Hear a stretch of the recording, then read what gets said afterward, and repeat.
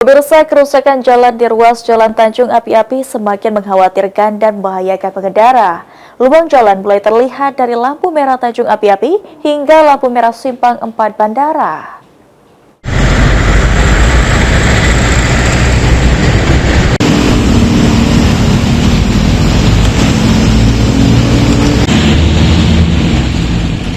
Berdasarkan pantauan PAL TV, kondisi Jalan Tanjung Api-Api mengalami kerusakan di sejumlah titik. Lubang jalan tersebar di sepanjang ruas dari lampu merah Tanjung Api-Api hingga lampu merah Simpang 4 Bandara dan sulit terlihat terutama saat malam hari.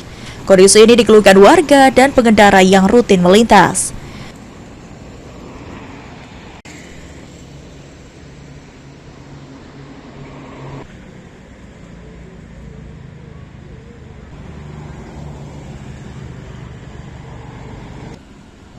Salah satu warga, Supriyanto, mengaku sering masuk lubang saat berkendara dan berharap agar jalan tersebut segera diperbaiki agar lebih aman dan nyaman.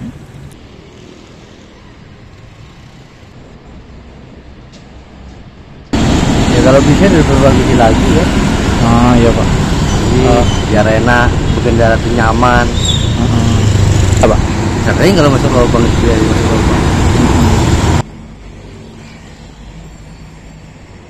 Keluhan serupa juga disampaikan pengendara lainnya. Imam mengatakan kerusakan jalan pernah menyebabkan kecelakaan pada malam hari. Jalan ini merupakan jalur lintas yang ramai dilalui kendaraan, ditakutkan kerusakan jalan beresiko menimbulkan korban jiwa.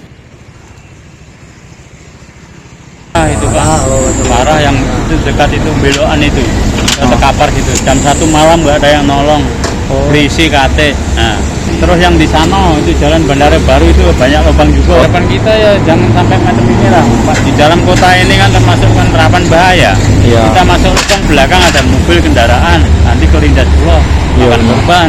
Bapak. Warga berharap pemerintah segera melakukan perbaikan jalan Tanjung Api-Api demi keselamatan dan kelancaran arus lalu lintas. Muhammad Aidil, PAL TV.